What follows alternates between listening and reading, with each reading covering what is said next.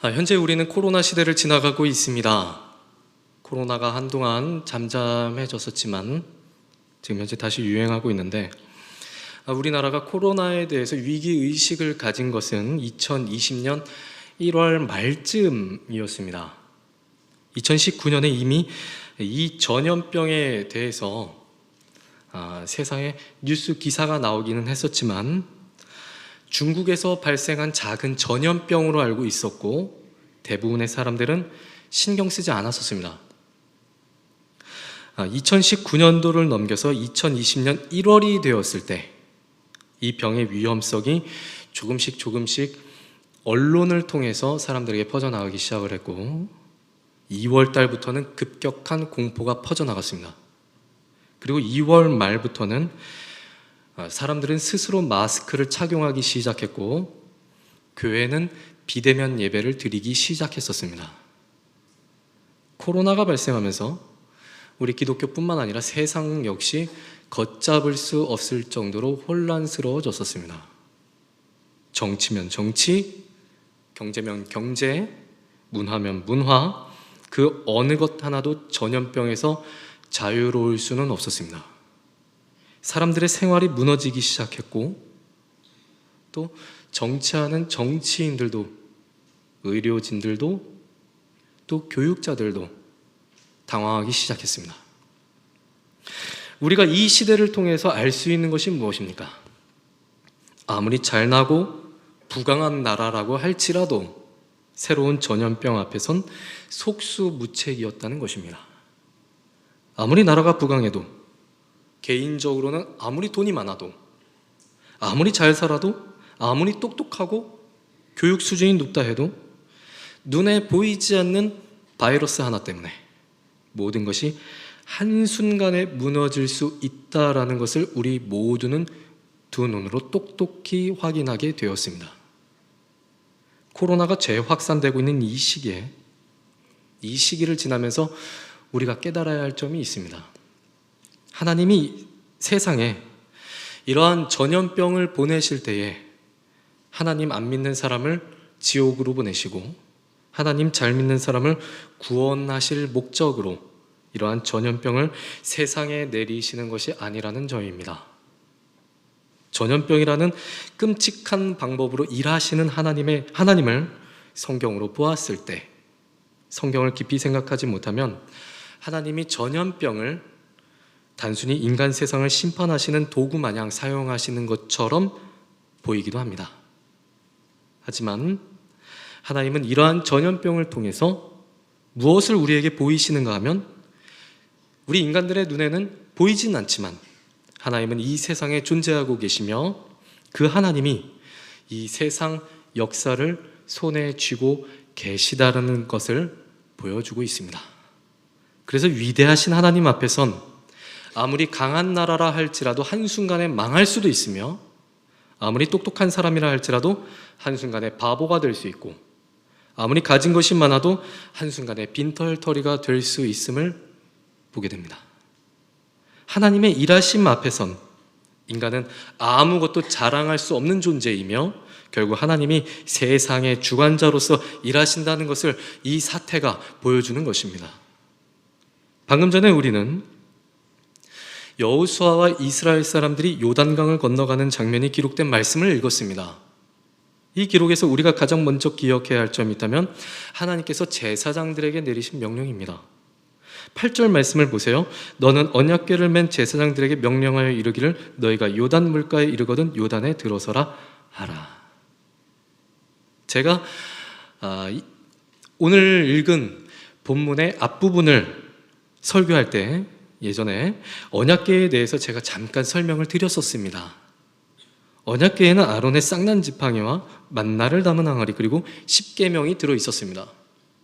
우리가 이 언약궤를 볼 때 하나님의 기적과 또 하나님의 전능하심을 먼저 떠올리게 되지만 사실 우리가 이 언약궤를 보면서 인간의 부패와 인간의 타락을 먼저 생각할 수 있습니다. 우리 인간의 타락과 부패에도 불구하고 하나님께서는 언약궤 위에 어린 양의 피와 같은 은혜를 베푸셔서 백성들을 살려주셨듯이 우리에게도 우리의 허물과 부패를 덮는 하나님의 은혜가 있어야만 우리가 살 수 있다라는 것을 말씀을 드렸었습니다. 언약궤는 인간이 얼마나 하나님의 도우심이 필요한 존재인지를 깨닫게 합니다. 또 인간 스스로 죄를 씻을 수 없기 때문에 어린 양의 피가 반드시 필요하다라는 것을 깨닫게 해줍니다. 이러한 특성을 가진 언약궤가 오늘 말씀을 보니 요단강으로 들어가고 있는데 여호수아는 백성들에게 또 이렇게 말합니다. 10절 말씀 보세요. 살아계신 하나님이 너희 가운데 계시사 가나안 족속과 헷 족속과 히위 족속과 브리스 족속과 기르가스 족속과 아모리 족속과 여부수 족속을 너희 앞에서 반드시 쫓아내실 줄을 이것으로써 너희가 알리라. 언약궤가 요단강에 들어가는 일로 백성들은 살아계신 하나님이 너희 가운데 계신 것을 알 것이라고 말합니다. 또 언약궤가 요단강에 들어가는 일로 하나님은 가나안 족속들을 쫓아내실 것이라고 말씀을 하십니다. 오늘 주제가 하나님이 일하신다인데 제가 오늘 포인트로 삼고 있는 언약궤가 요단강에 들어가는 기록과 하나님이 일하시는 것이 현실을 살아가고 있는 우리들에게 무슨 상관이 있는 것일까요? 지금도 우리 예수님께서 언약궤의 역할을 계속해서 하고 계시기 때문입니다. 제가 조금 전에도 말씀을 드렸듯이 언약궤 위에 어린 양의 피가 부어졌었습니다. 그래야 백성들의 죄가 하나님께 용서를 받았습니다. 이러한 모습이 신약에서 예수님을 통해서 나타납니다. 우리의 죄 때문에 예수님이 오셨고 예수님이 십자가 위에서 몸에 있는 물과 피를 다 쏟아내셨습니다. 그리고 그 일 때문에 우리 인간이 지은 죄가 하나님께 용서함 받았습니다. 기독교를 믿는 신앙인들은 이 사실을 다 압니다. 가장 기본적인 것이기 때문에 교회를 1년 이상 다니다 보면 반드시 여러 차례 듣게 되는 말씀입니다. 그래서 아무리 기독교에 관심이 없고 교회에 관심이 없다 할지라도 이 내용은 모두 다 압니다. 그리고 교회를 열심히 다니는 분들은 더더욱 이 사실을 너무나도 잘 알고 계십니다. 그런데 대부분 여기까지만 알고 계십니다. 나의 죄를 위해서 예수님이 십자가에 달려 돌아가시고 그 피로 내가 용서함 받았는데 그 이후의 내용들에 대해선 깊게 생각하지 못할 때가 있더라는 것이죠. 쉽게 말씀드리면 나는 죄인이다. 그런데 예수님이 언약궤 위에 떨어지는 양의 피처럼 자신의 피를 흘려주셨다. 그래서 나는 용서함 받았다. 그걸로 끝. 이게 아니라 그 이후에 더 놀라운 은혜, 더 놀라운 혜택이 우리 신자에게 있더라는 것입니다. 제가 지금 드리는 말씀을 이해하기 위해서는 로마서 8장 32절을 확인해야 하겠습니다. 우리 함께 로마서 8장 32절 말씀을 확인해 보도록 하겠습니다. 성경을 한번 펴셔서 로마서 8장 32절 말씀을 보겠습니다.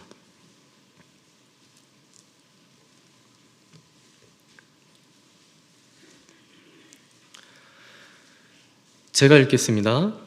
자기 아들을 아끼지 아니하시고 우리 모든 사람을 위하여 내주신 이가 어찌 그 아들과 함께 모든 것을 우리에게 주시지 아니하겠느냐. 여러분 이 말씀을 한번 보시기 바랍니다. 하나님이 우리에게 자신의 아들을 주셨다고 합니다. 그런데 그 아들을 주신 것으로 끝을 내겠다고 하십니까? 난 너희들한테 내 아들을 주었으니까 나는 내 할 일 다 했다. 그걸로 끝. 이렇게 말씀을 하십니까? 아니죠. 이 말씀은 하나님이 자기 아들까지도 아끼지 않고 우리를 너무나도 사랑하셔서 죽게 하셨는데 무엇이 아까워서 우리에게 다른 것들을 더 안 주시겠느냐? 그런 뜻입니다. 그러니까 아끼지 않으시고 우리에게 전부 다 주시겠다는 겁니다. 하나님께서 우리에게 베풀어 주신 자비와 용서와 사랑과 간섭하심과 우리 인생을 계획하심이 그것으로 끝난 것이 아니라 계속된다는 말씀입니다. 여호수아가 오늘 본문 10절에서 이렇게 말합니다. 가나안 족속을 비롯해서 7 족속을 쫓아내실 줄을 이것으로 알 것이다. 살아계신 하나님이 가나안 7족속을 쫓아내실 것인데 언약궤가 요단강으로 들어가는 것으로 그 징표를 삼겠다고 하십니다. 약속의 땅에서 가나안 원주민들을 내쫓으시겠다는 것은 하나님의 계획과 하나님의 일하심이 하나님의 자녀들 안에서 완전히 열매 맺힐 때까지 하나님의 자녀를 향한 하나님의 열심과 하나님의 집념과 하나님의 고집과 하나님의 계획이 영원히 계속될 것이다. 그러한 선언입니다. 이 선언은 현실을 살아가고 있는 우리들에게 동일하게 적용됩니다. 살아계신 하나님이 우리가 가진 죄의 문제들, 삶의 문제들, 모든 어려움들, 그 모든 것들을 가나안 원주민 내쫓듯이 하나님이 해결해 주시겠다는 약속을 예수님의 십자가를 통해서 우리에게 뚜렷하게 보여주셨습니다. 하나님은 자기 아들을 십자가에서 못 박는 그 자리에서 내가 너희들을 포기하지 않겠다. 내가 너희들을 그냥 방치하지 않을 것이다. 너희들 마음대로 인생 살도록 내버려 두진 않을 것이다를 보여주셨습니다. 하나님이 우리를 위해서 지불하신 대가가 너무나도 크기 때문에 하나님은 절대로 그 일을 포기하지 않으시겠다고 선언하신 것입니다. 제가 예전에 어떤 커뮤니티에서 글 하나를 보게 되었습니다. 어떤 어머니께서 올린 글이었는데 자신의 자녀가 하나밖에 없는 자녀가 사실은 입양한 자녀랍니다. 이 자녀가 어릴 때 입양했는데 입양할 당시에는 너무나도 예쁘고 사랑스러워서 입양을 했답니다. 그런데 사춘기가 되면서 학교에서 사고치고 집안에서 말을 안 듣고 자꾸 엇나가니까 너무 힘들더랍니다. 그래도 이제 막 버티고 있었는데 하루는 학교에서 전화가 왔답니다. 이 학생이 남학생이 학교에서 여학생 화장실에서 몰래카메라를 찍다가 걸렸다고 합니다. 그래서 이 어머니가 학교에 다녀오셨는데 도저히 안 되겠다 싶어서 그 입양한 자녀에게 이렇게 말했답니다. 우리가 사실은 너를 입양했다. 잘 키워보려고 했지만 남편과 내가 버틸 수 있는 한계를 넘은 것 같다. 계속해서 그런 식이면 우리는 너를 파양하겠다. 1년이란 시간을 줄 테니 너의 행동을 고쳐봐라. 이 어머니는 비록 입양한 자식이긴 하지만 지금까지 애지중지 키운 정이 있어서 이 자녀를 쉽게 포기하지 못하겠다라고 했습니다. 비록 1년이라는 시간을 주긴 했지만 이 자녀를 포기하는 게 너무나도 힘들 것 같다라는 글을 남겼었습니다. 사람이 누군가를 입양해서 키웠어도 그 자녀를 쉽게 포기하지는 못합니다. 사회로부터 비난받는 죄를 지어도 쉽게 파양하지는 못합니다. 왜 그렇습니까? 그동안 쌓아왔던 정이 있기 때문이죠. 하지만 마음에 들지 않으면 파양을 하려 합니다. 하나님이 우리를 자신의 양자로 삼으셨습니다. 양자로 삼은 우리가 사고를 치고 죄를 짓는데 그럼에도 불구하고 이상하게도 하나님은 우리를 파양하지 않겠다 하십니다. 사람은 입양한 자녀가 사고치고 자기가 원했던 것만큼 따라주지 않으면 파양하고 싶다는 고민을 하는데 하나님께서는 절대로 그렇게 하지 않으시겠다라고 합니다. 대신 진짜 자신의 아들이신 예수님을 죽이셨습니다. 하나님이 인간을 사랑하신 그 대가를 치를 만큼 양자로 삼으신 우리를 그만큼 사랑하고 계신답니다. 자기 아들을 죽이시는 그 엄청난 대가를 치를 정도로 우리를 사랑하시기 때문에 우리가 잘못된 길로 가도록 내버려 두지 않으시겠답니다. 두들겨 패든 사랑으로 감싸 안으시든 어떻게 해서든 하나님께서 원하시는 수준까지 멱살 잡고 끌어가시겠답니다. 이것이 하나님의 간섭과 하나님의 인도하심입니다. 하나님을 믿는 하나님의 자녀들은 우리를 위해서 일하시는 하나님의 손에 붙잡힌 사람들입니다. 지금 우리의 모습이 죄 때문에 타락해 있고 하나님을 멀리하고 하나님을 벗어나고 싶어서 발버둥을 친다 해도 하나님은 절대로 우리를 포기하지 않으십니다. 그런데 아이러니한 상황이 있죠. 하나님은 우리를 절대로 포기하지 않으려 하시는데, 포기하지 않는다고 말씀을 하시는데, 우리는 자꾸만 하나님의 관계에서 조건을 따지는 겁니다. 내가 지금 이 모양 이 꼴인데 내가 떳떳하게 예배할 수 있을까요? 하나님께 기도할 수 있을까요? 내가 참 하나님 앞에서 부족한 자녀인데 내가 과연 하나님의 자녀일까요? 제가 예전에 예비군 훈련을 받을 때였습니다. 예비군 훈련에서 제가 우연찮게도 같은 고향 출신을 만나게 되었습니다. 3일 동안 같이 훈련을 받다 보니까 서로 말도 트고 좀 친해졌었는데, 마지막 날에 그 친구에게 제가 목사라는 사실을 알렸습니다. 그런데 이 친구가 자기도 기독교인이라는 겁니다. 그런데 한 가지 고민이 있대요. 그 고민이 무엇이냐? 자기가 술을 너무 좋아한답니다. 술을 너무 좋아한답니다. 일주일에 5일 이상 술을 먹는데요. 그런데 교회를 가자니 자기 몸에서 술 냄새가 너무 많이 나고 술이 덜 깬 상태에서 교회 가면 설교 시간에 졸기만 해서 앞에 있는 목사님 보기에 너무나도 죄송스러워서 교회 가고 싶지 않답니다. 그리고 그날 꼭 술집에 간대요. 그래서 제가 그 말 듣고 무조건 교회 가라고 했습니다. 술이 덜 깨서 설교 시간에 졸아도 좋고 술 냄새가 나도 좋으니까 무조건 교회 나가라. 교회엔 자기의 부족함을 아는 사람보다 자기의 부족함을 모르는 뻔뻔한 사람들이 더 많으니까. 그래도 너는 네 부족함을 알지 않느냐? 하나님이 이해하신다. 그리고 예배하면서 은혜 받아야 술을 줄이든가 술을 끊든가 하지 않겠냐? 교회 좀 나가라. 제가 그랬습니다. 하나님은 우리의 모습이 어떻든지 간에 상관없다 하십니다.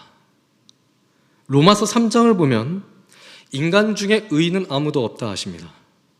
이 말씀은 우리가 하나님께 나아갈 때 절대로 완벽한 모습으로 하나님께 나아갈 수 없다는 말씀입니다.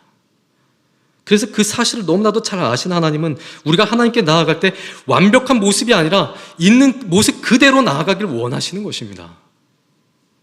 하나님이 우리 성도님들을, 저와 여러분들을 붙들고 계십니다. 우리 성도님들의 인생을 이끌고 계시고 또 간섭하고 계십니다.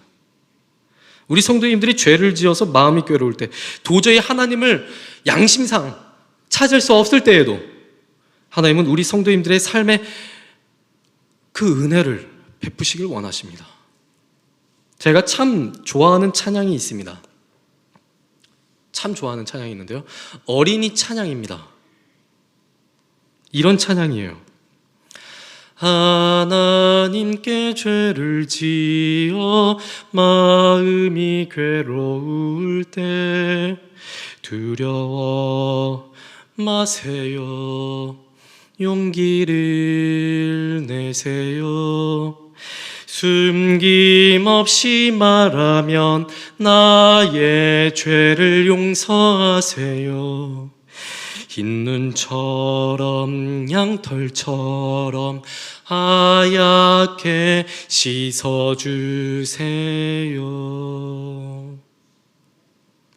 하나님은요, 우리를 포기하지 않으시겠다는 사실을 예수님의 피를 통해서 증명해 보이셨습니다. 사랑하는 성도 여러분, 오늘 하나님이 여러분의 인생 가운데 간섭하고 계십니다. 여러분들과 함께 하신 하나님을 믿으며 하나님의 간섭하심과 또 하나님의 인도하심에 감사하고 안심할 수 있는 이 시간 되었으면 좋겠습니다.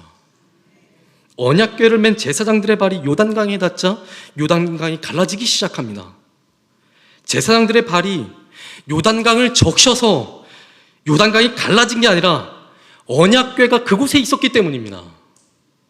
하나님은 언약궤를 통해서 어떠한 상황 속에서도 하나님의 자녀들을 위해 하나님께서 일하신다는 사실을 보여주셨습니다. 언약궤에 무슨 힘이 있어서 그런 게 아니라 그 위에 부어지는 하나님의 은혜가 있기 때문에 기적이 일어난 것입니다. 하나님은 오늘도 언약궤 위에 부어지는 피처럼 예수 그리스도를 통하여 우리를 위해 일하고 계십니다. 우리가 어떠한 상황에 있든지 하나님은 우리를 포기하지 않으시겠다 하십니다. 우리가 할 일은 우리를 위해서 일하시는 하나님을 신뢰하는 겁니다. 하나님이 지금 그 믿음을 원하고 계십니다. 한 주 동안 살아갈 때 하나님께서 지금도 나를 위해 일하신다는 사실을 잊지 마시기 바랍니다. 또 그 사실을 위해서, 그것을 증명하시기 위해서 자신의 아들을 주셨다는 것도 잊지 마시기 바랍니다. 이번 한 주 살아갈 때 하나님과의 동행 속에서 날마다 힘을 얻는 계산의 모든 성도님들 다 되시길 주님의 이름으로 축원합니다. 기도하겠습니다.